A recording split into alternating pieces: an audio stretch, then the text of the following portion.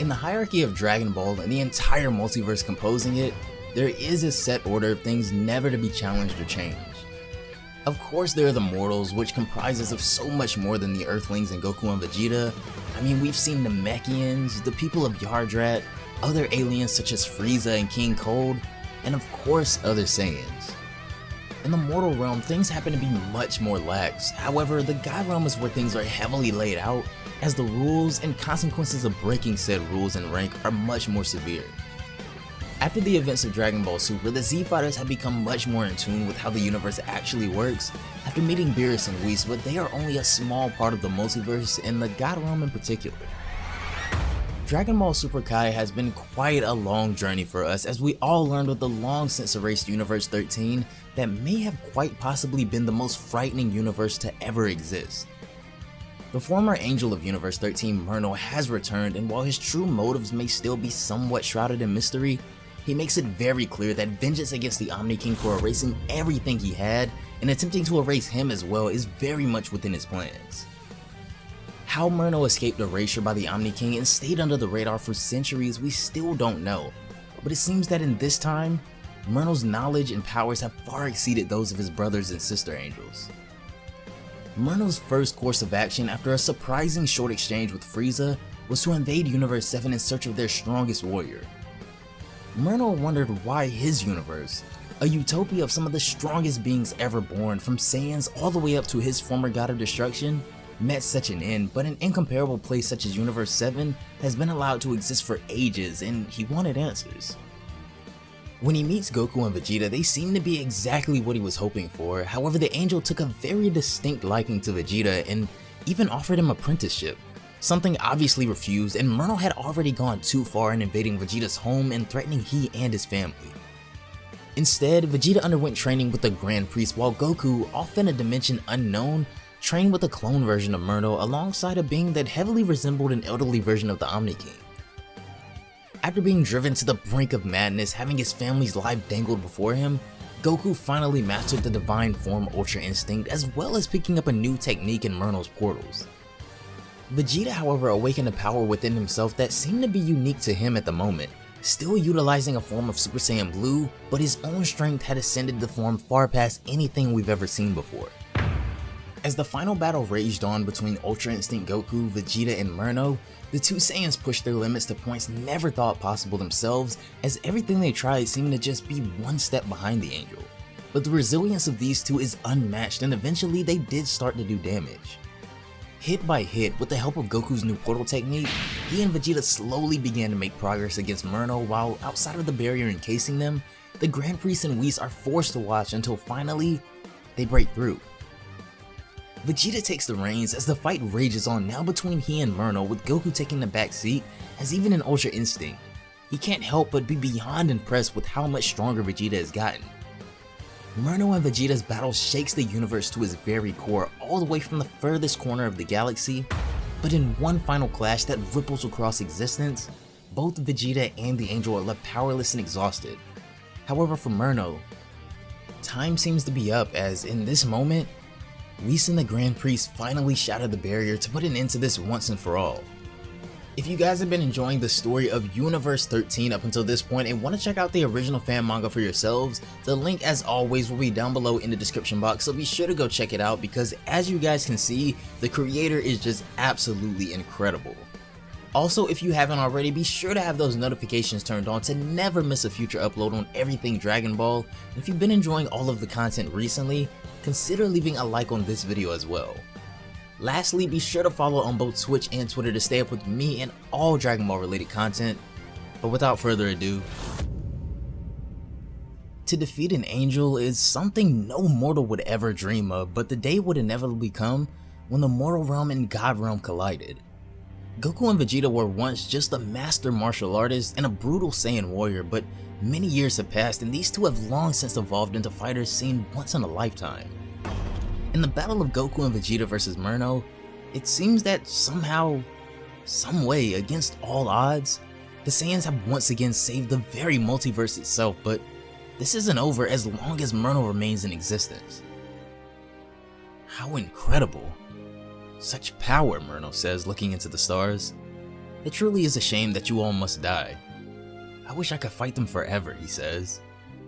But this seems to be the end now. Right, Father? He says as the Grand Priest and Whis descend upon the now weakened angel. What a mess you've made, the Grand Priest says as Whis, Majin Buu, and Frieza land behind him. But you have failed, Myrno. And now, you face judgment. Well, I didn't expect for you to shatter my barrier so easily, Grand Priest, Myrno says. And you arrived here much faster than I anticipated as well, he continues as he tries to sit up. You have single-handedly thrown the entire order of things off balance ever since your return, the Grand Priest says. Your actions cannot be ignored as you have violated every single rule placed upon you as an angel. Your actions have caused immense chaos in the 7th and cannot be accepted. It's time, Myrno. The Grand Priest seems to be beyond fed up with the actions of his son, as his plan was not only blasphemous, but everything he's done up until now has pretty much solidified his judgment in the face of the Omni King when the time comes. However, being that he is the father of the angels, the Grand Priest shows some compassion to Myrno as he tells him if he is, however, able to show remorse for his actions, then leniency may be extended upon him.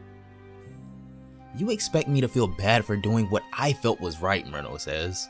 Is this really the high and mighty Grand Priest standing before me right now? You have never shown leniency or mercy to anyone before. Especially to me when I needed it most from you, and now you just expect me to bow to you and the Omni King's will after what you've done to me? Don't make me laugh, he says. The Grand Priest continues to show compassion for Myrno, however, as he tells him, I will not judge you for your actions. Right or wrong, good or evil. I will forgive you for your mistakes so long as you're willing to accept the things you've done and your fate.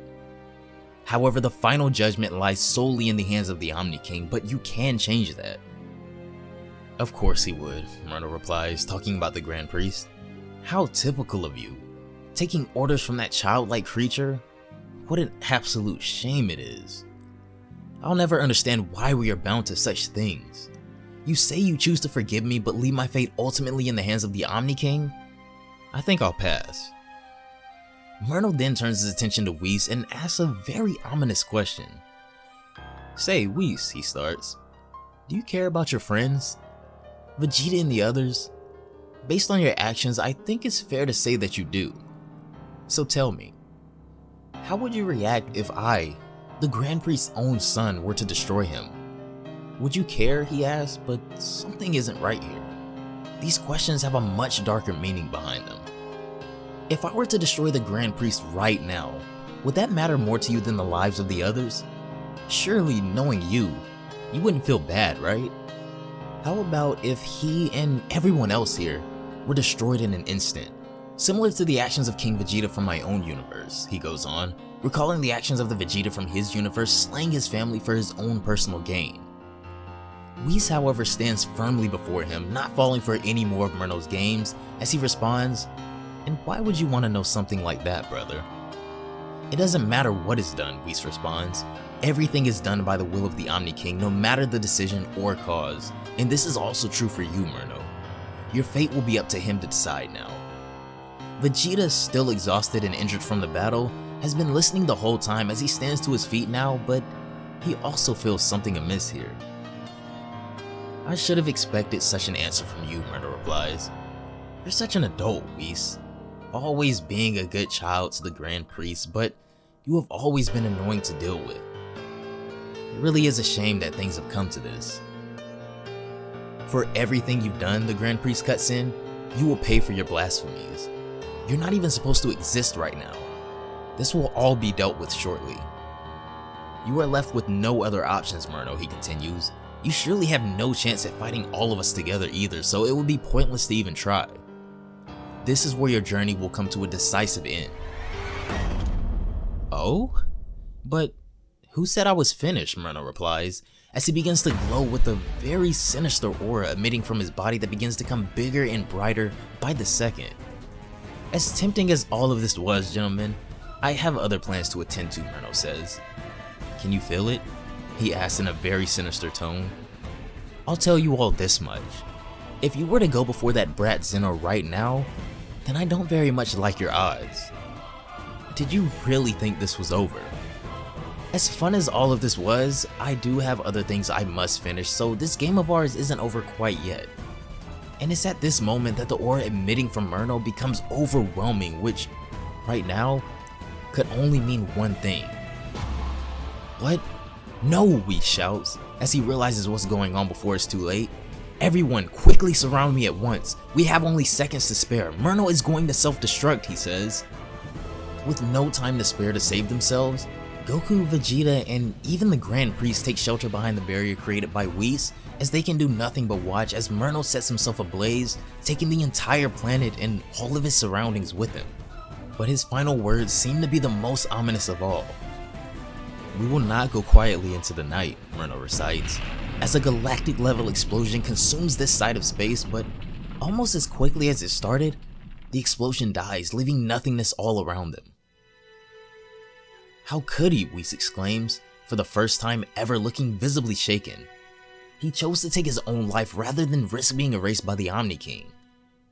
The story of Myrno, the former angel of Universe 13, child of the Grand Priest and brother of Whis, ends in a way none of our warriors could have seen coming, but for Myrno, his hatred for the Omni King extended far beyond what they could understand at first, and he would never give Zeno the satisfaction of finally erasing him. So he chose to take his own life instead. When things calm down, Majin Buu approaches the Grand Priest and comments that Myrno was a vicious opponent. However, this feeling still lingers in them that maybe Myrno really wasn't bad. Something felt off about him the entire time, Buu says. It's like Dende said before. When Myrno came to the lookout, none of us were able to pick up on any wicked or negative energy about him, and to our knowledge, he didn't actually kill anyone, but could have whenever he wanted to, so why didn't he? Why hesitate when he knew he could win at any time? A good question indeed, as the Grand Priest also confirms that he couldn't read Myrno's true emotions either, which is why this situation was so alarming, because angels are instructed to always remain neutral, no matter what the situation may be unless directly ordered by the Omni King himself. However, Myrno seems to truly be gone this time, he says. I don't sense his life force at all anymore.